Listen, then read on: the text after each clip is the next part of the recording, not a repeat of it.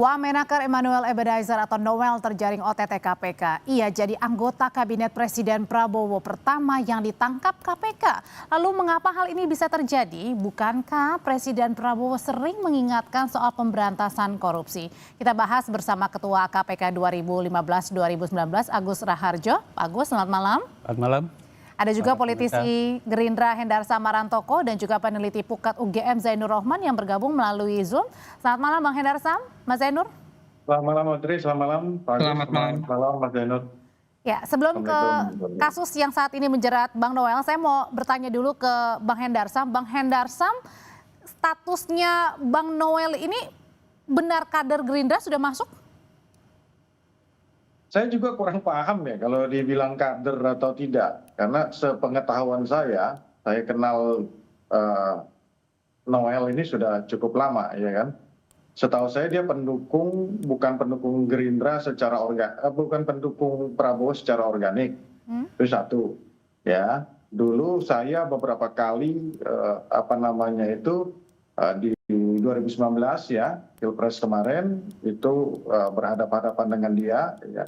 Salah satu orang yang paling keras mencela Prabowo dengan kata-kata kasar ya Noel salah satunya. Jadi dari awal saya pribadi tidak merasa bahwa dia adalah kader Gerindra. Tapi 2024 bukan mengalihkan pilihannya kepada Pak Prabowo? Nanti Audrey, kalau kemarin dia sempat nyalek ya kan, saya anggap itu dia numpang nyalek aja. Tapi bukan kader, karena kami belum lihat, bukan juga tercatat sebagai pengurus, ya kan? Artinya jadi, belum punya KTA Gerindra ya? Iya, semua orang bisa ber-KTA Gerindra, tapi semua orang tidak bisa menjadi pengurus, kan itu ya. Jadi kalau KTA Gerindra mungkin saja ada, ya kan? Tapi kalau menjadi pengurus atau menjadi kader, saya tidak bisa katakan. Karena bagi kami, seorang kader harus tahu filosofi, ideologi dari Pak Prabowo. Bagaimana Pak Prabowo berulang kali menyatakan gitu loh kan, jangan korupsi, jangan korupsi, jangan korupsi. Bukan hanya kepada yang mereka di luar sana ya, para oligarki, para pemain-pemain lama ini yang di sektor perkebunan, pertambangan dan lain sebagainya seperti yang beliau ucapkan di acara 17 Agustus kemarin, tapi juga ke dalam, ke partai-partai termasuk Partai Gerindra. Jadi kalau ada orang yang tetap melakukan yang serupa, ya kan, melakukan hal tersebut, ini yang kata Pak Prabowo itu serakanomics. Ya. Tapi artinya berarti Pak Prabowo kecewa ya, Bang Hendarsam ya? Bukan hanya Pak Prabowo, kami pun kecewa. Saya kecewa. Ya, kalau ini benar ya, kalau Prabowo benar, tapi tetap kita lihat nanti perkembangan bagaimana. Apabila ini benar, kami sangat-sangat kecewa. Sangat-sangat kecewa. Nanti saya ke Bang Hendarsam, tapi saya mau ke Pak Agus dulu. Pak Agus, ini yang paling mencengangkan adalah orang pertama di kabinet Pak Prabowo yang kemudian terjerat dalam OTT. Dan kalau kita lihat visualnya Pak Agus, tadi luar biasa. Luar biasa dalam artian ada 7 motor gede yang nilainya fantastis disita. Ada belasan mobil, ada 15 kalau tidak salah. Supercar, ada yang mahal, sampai miliaran rupiah juga ada semuanya. Kalau Pak Agus sebagai mantan Ketua KPK, Pak, ini sebenarnya modus-modus seperti apa sih, Pak? Dengan tiba-tiba ini ada penyitaan belasan mobil, motor. Enggak, kita harus mempunyai frame bahwa ini belum final pemeriksaan KPK. Jadi kita harus menunggu. Biasanya kalau OTT itu kan langsung gelar perkara ya. Dan itu pimpinannya lengkap, penyidiknya juga lengkap. Nanti kemudian akan ditentukan siapa yang menjadi terdakwa dan siapa yang terus. Ya. Mungkin saja ada yang dibebaskan karena tidak terkait dengan masalah yang utama, alat buktinya kurang itu mungkin. Jadi dari sekian banyak yang ditangkap itu kita belum tahu siapa yang akan menjadi terdakwa. Ya, kita tunggu nanti malam, biasanya kan 1 kali 24 jam, ya kan. Nah oleh karena itu hasil itu yang nanti kita pergunakan untuk berkomentar lebih Nah, lebih dalam tapi, lagi. nah Pak Agus ini yang dipertanyakan biasanya dalam OTT kan memang sudah ada di situ kan, dan kemudian disita. Ini pun sudah dimasuk ya semuanya ke penyidik, kemudian masuk ke dalam gedung KPK untuk dilakukan penyitaan barang betul, buktinya. betul. Nah, ini kenapa bisa menyasar kemudian ada belasan mobil, ada motor yang oke, kalau misalnya uang itu memang diciduk begitu dalam OTT, tapi ini kenapa mobil dan motor? Apa sebenarnya yang Nah, dilihat? pelakunya kan yang ditangkap kan banyak. Oke. Bisa saja para pelaku tadi bawa mobil, para pelaku tadi bawa motor kan gitu kan. Makanya nanti setelah gelar perkara itu akan ditentukan. Oh, bukan diberikan ya mobil motornya ini? Masih dikumpulkan, diperiksa gitu loh. Jadi belum tentu itu juga terkait semua gitu ya. Oke. Jadi nanti hasilnya akan kita tunggu 1 kali 24 jam. Biasanya malam nanti biasanya akan diumumkan. Tapi saya biasanya diundang TV juga jarang datang, nggak mau datang.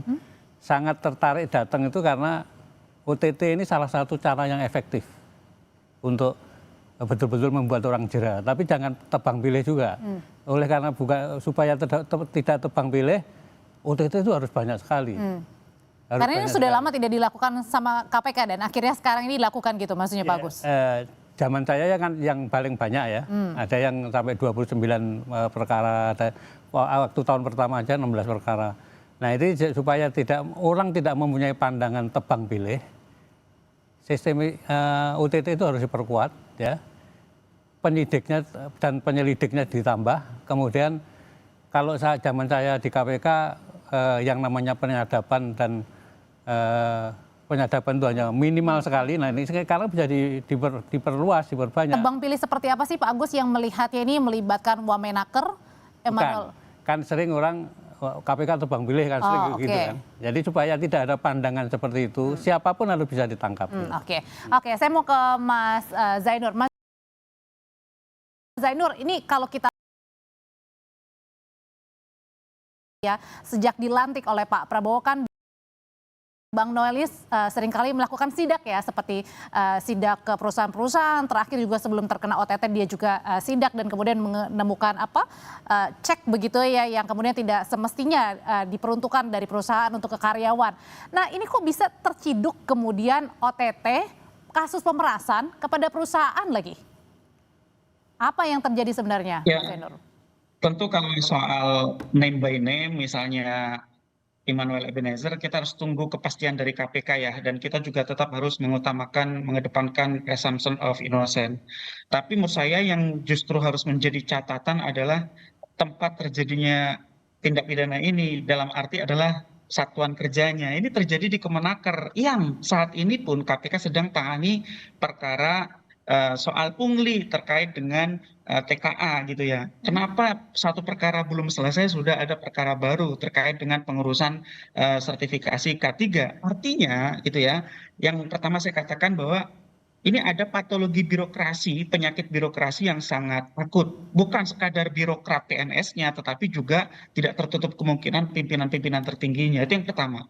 Yang kedua, ini juga menegaskan bahwa penting sekali untuk adanya penjeraan. Ketika ada OTT ini, artinya general prevention, penjeraan umum terhadap tindak pidana korupsi itu belum benar-benar terasa. Masih ada banyak pejabat yang berani untuk melakukan korupsi. Mengapa? Karena insentifnya besar, disinsentifnya kecil. Yang dikatakan insentif adalah manfaat ekonomi korupsi itu besar sekali. Orang cari uang rakyat di jalanan itu nyari uang 100.000 sehari penuh perjuangan loh. Sekarang nyari uang di bawah susah sekali. Sedangkan orang korupsi bisa mendapatkan puluhan miliar dalam sekejap gitu ya. Sedangkan disinsentifnya kecil Mbak Audrey. Kenapa? Karena mudah dapat remisi, mudah dapat pembebasan bersyarat. Bahkan kemarin ada banyak yang mengajukan PK itu dikabulkan sehingga pidananya hanya sebentar. Aset recovery, perampasan aset hasil kejahatannya juga susah. Jadi oleh karena itu saya katakan ini prevensinya, penjeraannya itu sangat minim, sehingga saya katakan antara semangat pidato Presiden Prabowo itu perlu diimplementasikan dalam kebijakan nyata. Saya selalu katakan tidak boleh berhenti di pidato. Orang tidak takut korupsi hanya dipidatoin, Mbak Audrey. Oke, Bang Hendersam gimana tuh tanggapannya? Oke, semangatnya Pak Prabowo luar biasa sekali untuk terkait dengan pemberantasan korupsi. Tapi kemudian nampaknya kayaknya ini ada yang bermain-main juga nih. Ya makanya ini langkah konkret yang dilakukan oleh pemerintahan Pak Prabowo, ya kan. Kalau selang 5 hari, berapa hari? Ini tanggal berapa ini? Tanggal 21. Selang 5 hari sejak pidato dari Pak Prabowo, langsung terjadi OTT KPK, ya kan, terhadap salah satu anggota kabinetnya yang pertama kali. Dan di dalam pidato Pak Prabowo di 17 Agustus kemarin sudah dijelaskan, beliau sudah berkali-kali mengatakan bahwa, ya kan, tidak akan pandang bulu, ya kan, akan tajam ke luar dan juga tajam ke dalam. Prinsipnya seperti itu. Nggak lama, 5 hari langsung ketangkap, ya kan. Jadi ini bentuk konkret daripada penindakan penegakan hukum yang dilakukan, dan juga mungkin akan menjadi koreksi tentunya bagi kementerian terkait untuk berbenah. Jadi saya juga selaku orang hukum selalu ingin bahwa bukan hanya di sisi penindakan, dari sisi mitigasi dan pencegahan memang ini juga dikedepankan. Sehingga apakah hal ini juga kemudian Bang Hendar Sam ini juga seakan-akan ya, meskipun kita tidak tahu ya nanti statusnya seperti apa, penanganannya seperti apa karena masih diselidiki juga kan, belum ada penetapan tersangkanya. Tapi kemudian dengan adanya OTT ini, apa ini membuktikan bahwa berani berani bermain, dan ini mungkin saya jangan-jangan berjamaah nih bermainnya. Iya, bisa aja seperti itu. Walaupun tadi kan sama-sama kita disclaimer bahwa kita harus mengedepankan presumption of innocence, ya kan. Bahwa kita harus lihat dulu apakah ada keterlibatan atau tidak. Tapi terlepas daripada itu, kalaupun ini nanti ternyata terbukti, waduh, saya kecewa banget lah ya. Kami kecewa banget. Terutama kita yang kader-kader organik ya, mulai seperti dilempari kotoran, ya. Nah, apabila itu nanti memang benar terbukti kan seperti itu. Dan ini menjadi introspeksi bersama bahwa, ya kan, wahai kepada kawan-kawan kami yang ada di kabinet, yang ada di pemerintahan, maupun ASN, maupun pejabat-pejabat yang saat ini, zaman sudah berbeda. Bukan seperti zaman 10, 20 tahun atau 30 tahun yang lalu. Zaman sudah berbeda. Ini zamannya Prabowo Subianto, ya. Tidak akan tebang pilih, siapa pun akan disikat.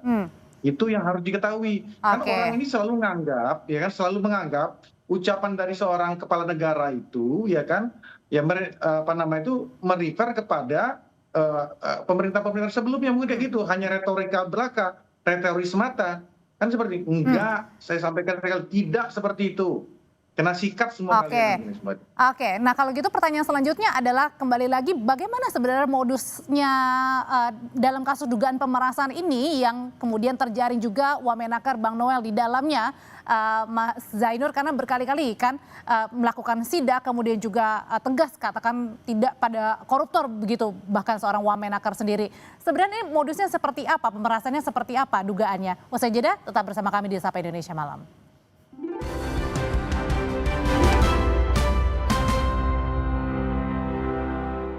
Aku Viva melewati 7 tahap nano purifikasi, menjaga sejuknya kemurnian dari mineral baik dalam setiap tetesnya. Begitu sejuk di tiap teguk. Aku Viva, murni alami dari Wingsfood. Kenapa gigi kita harus kuat, Pak? Gigi kuat itu penting, kayak gigi keluarga kita. Bisa makan apa aja. Pakai Ciptaden Maxi 12 Plus dengan 3 keunggulan baru, cegah gigi berlubang.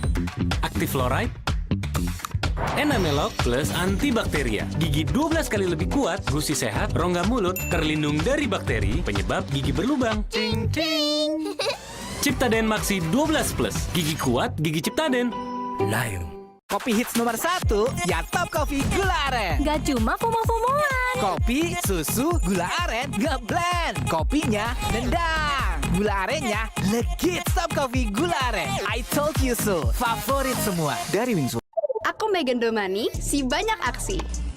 Pakai Hearst Protect Maxi Wing, lagi dapet bukan halangan. Mau ngapain aja, aku maksi terus. Baru nih, Hearst Protect Maxi Wing. 2 kali anti bocor, nyerap maksimal. Lapisan super kering, perekat sayapnya kuat, no geser-geser. Lagi dapet, aku bebas gerak, nggak worry bocor. Banyak aksi, tetap slay. Bareng Hearst Protect Maxi Wing. Stay comfy all day. Wingscare. Maxim tapi nggak maksimum. Bantu recharge dengan Maison Coco Boost. dari kelapa hijau asli dan 808 mg elektrolit. Tyson Coco Boost bikin lo on terus. Kenapa gigi kita harus kuat, Pak? Gigi kuat itu penting, kayak gigi keluarga kita. Bisa makan apa aja. Pakai Ciptaden Maxi 12 Plus dengan 3 keunggulan baru, cegah gigi berlubang. Aktif fluoride, enamelok plus antibakteria. Gigi 12 kali lebih kuat, gusi sehat, rongga mulut, terlindung dari bakteri, penyebab gigi berlubang. Cing cing. Ciptaden Maxi 12 Plus, gigi kuat, gigi Ciptaden. Layu. Kamu masih single? Hari gini, double dong. Top Mochaccino. Double shot pertama dalam saset. Espressonya double. Tambah coklat dan susu. Top Mochaccino. Enaknya, double-licious. Move on to Top Mochaccino Double Shot dari Wings Food.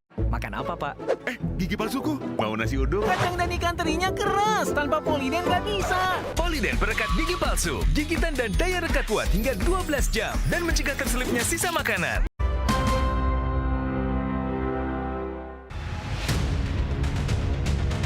Perilaku korupsi ada di setiap eselon birokrasi kita.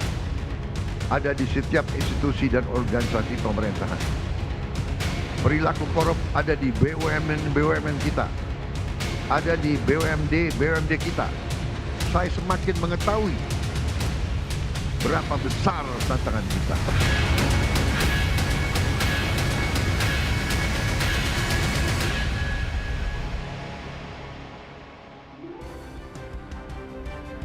Menteri Sekretaris Negara Prasetyo Hadi menyatakan Presiden Prabowo Subianto prihatin Wakil Menteri Ketenagakerjaan Immanuel Ebenezer terjaring OTT KPK.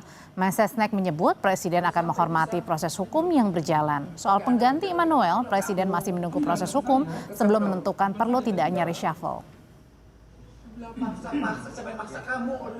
Tentu sebagaimana kali-kali diingatkan oleh Bapak Presiden kepada kita semua bahwa kita perlu untuk terus berhati-hati. Semangat kita adalah semangat untuk tidak menyalahgunakan amanah yang diberikan kepada kita semua. Tunggu. Belum, kan kita tunggu dulu tadi 1 kali 24 jam nanti hasil dari teman-teman di KPK seperti apa. Nah, sekali lagi kalau memang kemudian terbukti ya kita akan segera mungkin melakukan proses terhadap yang bersangkutan. Jadi kalau biasanya Pak Agus di dalam internal KPK sebelum melakukan OTT sebenarnya prosedurnya apakah harus perlu minta izin dulu atau Presiden sudah tahu atau langsung OTT aja biasanya Pak Agus? Biasanya didahului dengan penyelidikan, termasuk di dalamnya ada penyadapan. Termasuk di dalamnya ada penyadapan telepon dan yang lain-lain. Nah kemudian pada waktu mau melakukan OTT itu pasti ada yang diinfokan di dalam. Nah oleh karena itu setelah OTT digelar, kemudian maksudnya ada... ini internal istana ya? Bukan, di internal KPK. Oh di internal KPK, oke. Ya KPK. Sebetulnya tidak, pada waktu kami kan tidak di bawah eksekutif, jadi independen. Saya prakteknya sekarang kurang tahu. Pada waktu kami tidak ada laporan ke Presiden. Oh, oke. Kalau sekarang? Saya tidak tahu karena sekarang kan di bawah eksekutif ya.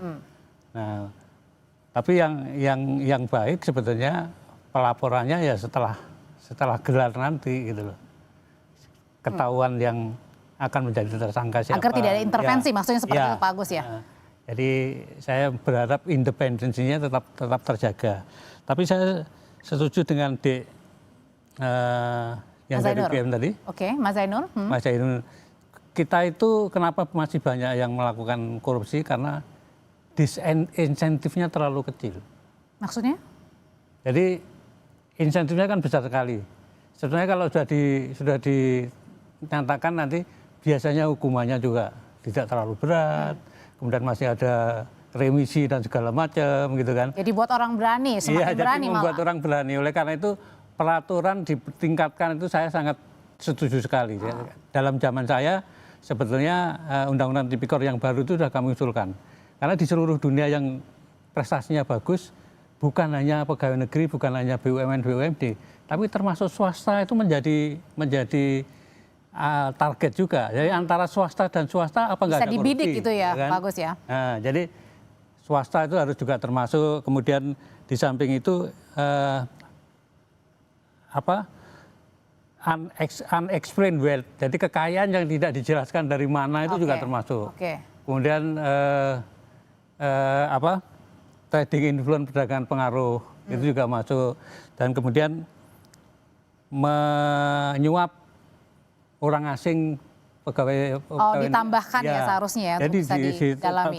tambahkan kemudian perampasan aset di dalamnya yang termasuk penting sekali. Oke, tapi kalau misalnya Pak Agus itu nanti dibarengi dengan teman-teman yang lain harus diperbaiki juga. Oke. Jadi penanganannya di penjara harus berbeda dengan yang biasa yang sekarang berlaku. Nah, gitu loh. kita balik lagi ke dalam kasus OTT-nya Wamenaker nih, Pak Agus. Nah, biasanya pada saat OTT sendiri, ini kan tadi diketahui nggak sih sama antar pimpinan bahkan pada saat mau OTT gitu? Ada pimpinan yang tahu. Oh, ada juga yang tidak tahu? Ya. Tidak semuanya kelima-limanya zaman saya tahu, tapi pada waktu gelar perkara kan nanti bisa dilaporkan. Kalau ketua KPK? Tidak selalu ketua yang tahu. Oh, tidak apa? Itu dan memang diperbolehkan, diizinkan seperti itu? Zaman saya begitu. Kalau yang sekarang? Tidak tahu saya. Oke, saya balik lagi kalau gitu ke kasusnya Mas Zainur. Tadi seperti Pak Agus mengatakan bahwa sepertinya tidak ada yang jera begitu ya. Dalam artian adalah kalau misalnya terkena ya paling berapa tahun kemudian dikurangi nanti remisi kemudian balik lagi begitu menjadi warga negara. Nah pertanyaannya adalah dengan ini kan kasusnya di Kemenaker ya. Kemudian ada ruangan K3 yang juga disegel. Nih jangan-jangan ini sampai berani nih di dalam ruangan atau seperti apa sehingga membuat banyak sekali yang terlibat, belasan jumlahnya yang terjaring. Ya, yang pertama saya juga ingin menanggapi ya soal apakah ini kredit perlu diberikan kepada Presiden atas OTT ini. Menurut saya perlu kalau pelaporannya oleh internal kabinet itu sendiri. Misalnya ya kabinet melihat, oh ini ada yang nakal nih gitu kan, kemudian melaporkan kepada KPK. Perlu silakan untuk kita berikan apresiasi bahwa Presiden menertibkan para pembantunya, siapapun itu ya, termasuk kalau ada ASN kan itu kan juga pembantu Presiden gitu ya. Soal Bang Noel kan kita belum tahu statusnya gitu.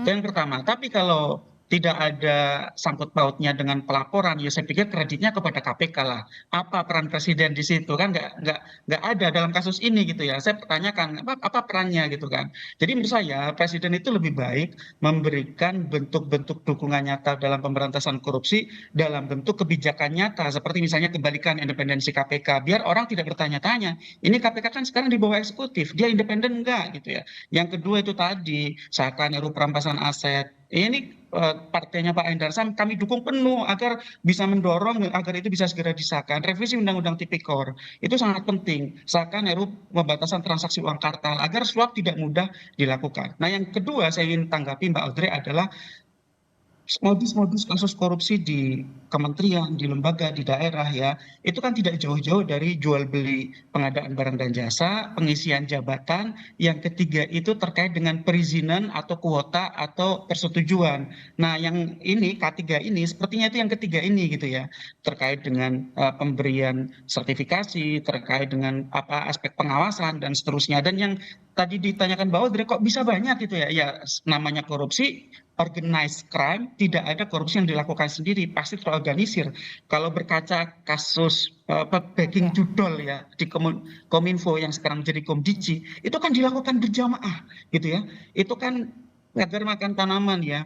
Jadi di kasus di Komdiji itu begitu terencana, rapi begitu ya, bagaimana orang-orang yang mengawasi kemudian menerima suap dari bandar-bandar judol sehingga ada banyak yang lolos masih tetap bisa beroperasi. Nah yang kita perlu tunggu dari kasus di Kemenaker ini ketika ternyata yang terjaring banyak orang, artinya ini memang direncanakan sedemikian rupa, atau yang kedua sudah berlangsung sedemikian lama gitu ya. Kenapa? Karena kalau tadi saya sinyalir Mbak Audrey, di Kemenaker sedang ada kasus yang jalan, yaitu kasus pemerasan TKA.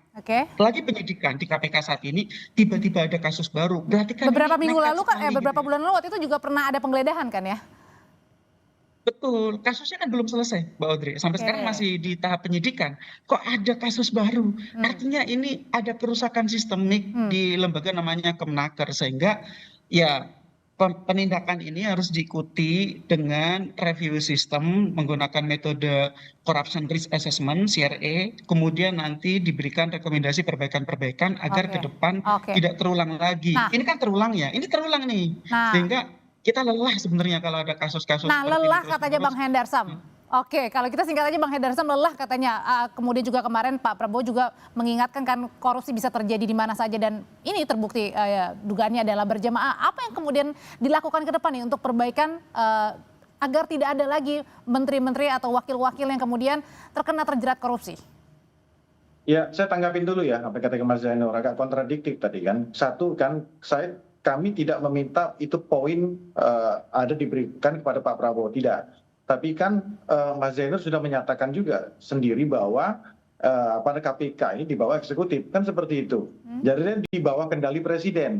Nah, kalau dia tidak di bawah kendali presiden atau dia independen, bergerak sendiri, nah itu boleh kredit diberikan langsung kepada KPK. Nah, ini secara struktur dulu, jadi agak kontradiktif. Kenapa kita bisa katakan itu? Ya kan, presiden bisa intervensi, ya kan, untuk menjalankan atau tidak menjalankan. Apa yang beliau katakan itu merupakan bentuk sinyal dorongan kepada para penegak hukum untuk melakukan penegak hukum bukan hanya keluar tapi juga ke dalam, dan itu terbukti sekarang. Itu maksud saya konkret. Yang kedua, ya kan, saya selalu bilang bahwa langkah konkret yang sudah dilakukan seperti pencegahan, ini kan ada paradoks ya. Kita bilang di BUMN contohnya, ya kan, BUMN dengan kapal yang begitu besar, ratusan bahkan mungkin 1.000 lebih perusahaan puluhan menguntungkan 82 triliun per tahun.